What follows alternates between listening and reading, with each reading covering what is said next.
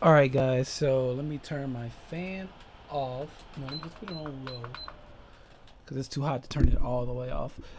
Alright guys, today I'm bringing you a new deck profile for Harpies.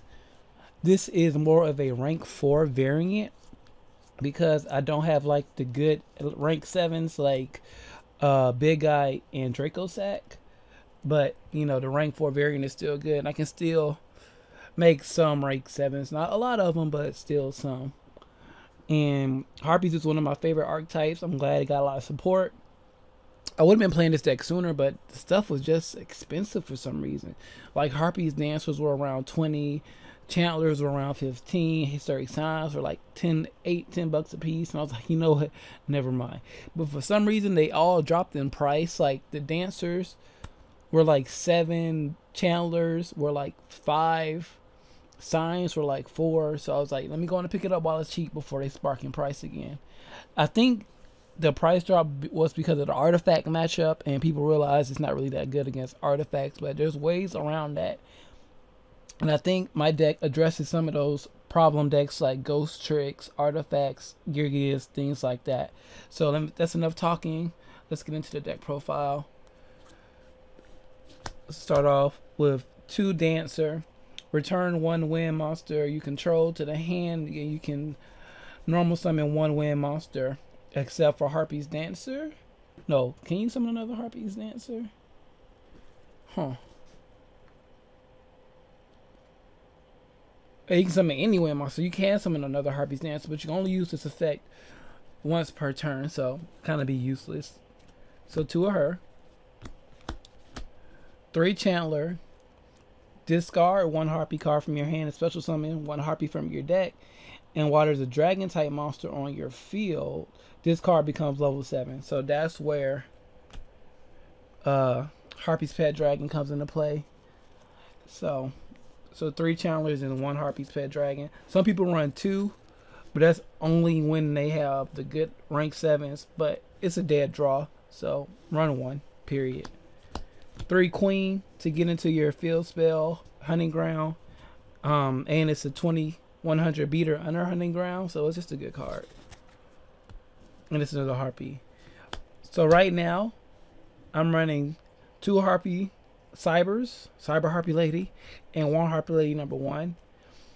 I was gonna run 2 number 1s and 1 Cyber, but Cyber Harpie wins games. I know people say once you Hysteric Sign, you get 600 extra points with this on the field, but 300 is enough with Hysteric Sign and have bigger monsters on the field.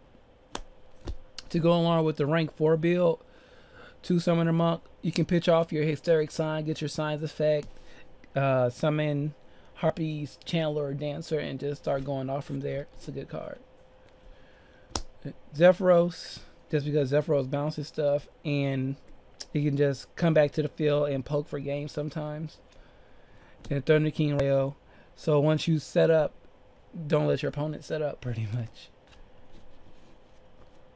Alright, for your spells, 3 of your Hunting Ground, the main card in the deck.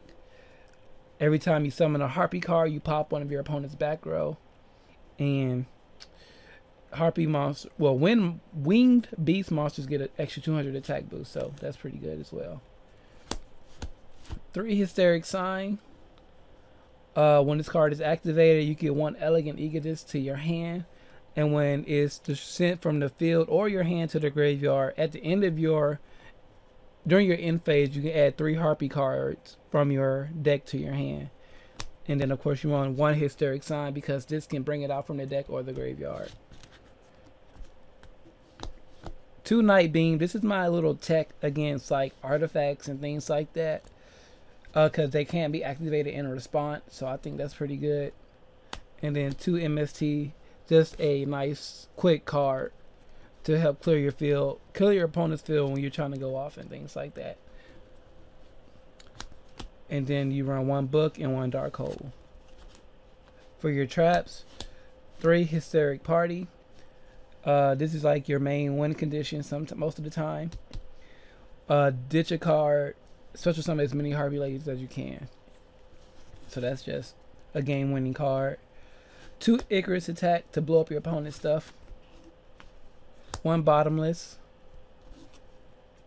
more tech, trap stun, and needle sealing. I run needle sealing for decks like mythic rulers, and other decks that like to swarm on you really quickly.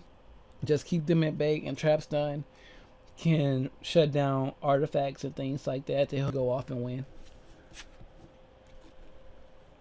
Then Solemn Warning, Compulse, and Tribute. I don't run Phoenix Chain because I don't have like extra ones. They're all in other decks, and I want all of my decks to be like standalone. You know, like pick up and play. Don't have to switch out cards and things like that. And to be honest, I haven't missed it in the main deck at all since I've been play testing for the past few days. So if you have it, play it. Good for you. But you know, for my rank 7s, Master of Blades and Tomahawk, these are 2 good cards. Tomahawk has a 3000 defense, so if you need to stall out for a second, you can, and then it can produce 2,000 tokens that can attack. And Master Blades, when this card is targeted, you can negate it and destroy it. And I believe when you do that, you get to draw a card. Yeah, wait, let me just read this off.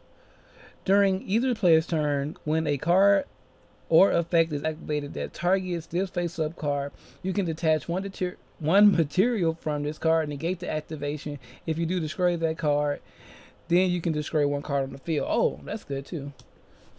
So yeah, those 2. Heartland Draco, Maestro, Philocrative, Diamond Direwolf, Queen Dragon the Djinn. Just in case you need to make another rank 7 play, you can make her, then bring back Harpie's Pet Dragon. Cowboy wins games. Get back some of your stuff. Ragnar Zero. This one, once per turn during either player turns, you can detach 1 XYZ material from this card, then target 1 face-up attack position monster whose current level isn't its original level. Destroy it, then you can draw 1 card.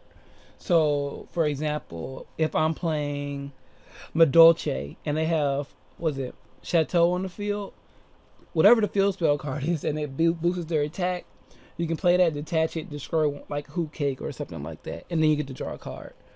Or a better example would be Gravekeeper's Necro Valley. You see what I'm saying? Noble Knights with their equip cards.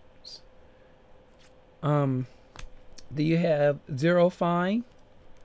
This card, once per turn, you can detach 1 XYZ material from this card, negate the effect of all face-up cards your opponent controls, and if you do, this card gains 300 attack for each sub card on the field, except this card, and these effects are applied until your next standby phase. So that's a good card right there. That's Zero Fine. Harpie's Pet Phantasmal Dragon. It takes 3 Harpie or 3 wind monsters and detach. It can attack directly. And Harpies you control cannot be targeted by effect or for battle. Lightning Shadore, good card. Roach, good card. And Black Ship Bakoran, good card. This is more than 15 cards, I believe, but just pick and choose which ones you want. I've just been playtesting all of them, so pick the ones you want. So let's do the deck one more time real quick so you can see again. 2 Dancer, 3 Chandler, 1 Pet Dragon, 3 Queen, 1 Harpie Lady 1, Cyber Harpie, 2 Summoner Monk, 1 Zephyros, 1 T-King,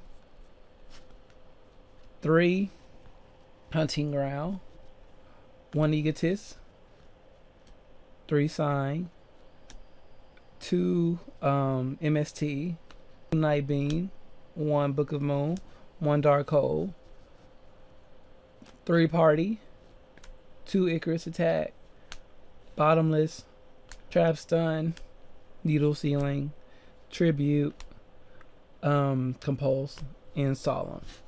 So I hope you guys enjoyed this deck profile. Like I said, I love the Harpie archetype. I'm glad it got some good support. Hopefully one day Amazons can get this kind of treatment too. Because fun fact, Mai was originally going to play Amazons in the anime, but they switched it over to Harpies for some reason. So yeah, the deck is really good. You just have to know how to play around certain matchups. Like Ghost Tricks, for example. Oh my lord. Ghost Tricks don't like Philocrative. They don't. And they don't like Black Ship of Corn either. So those are two good cards to use against the Ghost Trick matchup. Like I said, Night Beam and Trap Stun hurt the Artifact matchup. It's just a good deck all around. So if you guys should pick it up, play it, go on DN, Dueling Network, DevPro, Yu-Gi-Oh! Pro, all that, try it out. And see you guys for the next deck profile. Hope you guys enjoyed. Like, comment, subscribe. Follow me on all my social media, Facebook, Instagram, Twitter. All those links will be down below. Subscribe if you haven't already. Share this video. All that good stuff. The Average Gamer, out of here.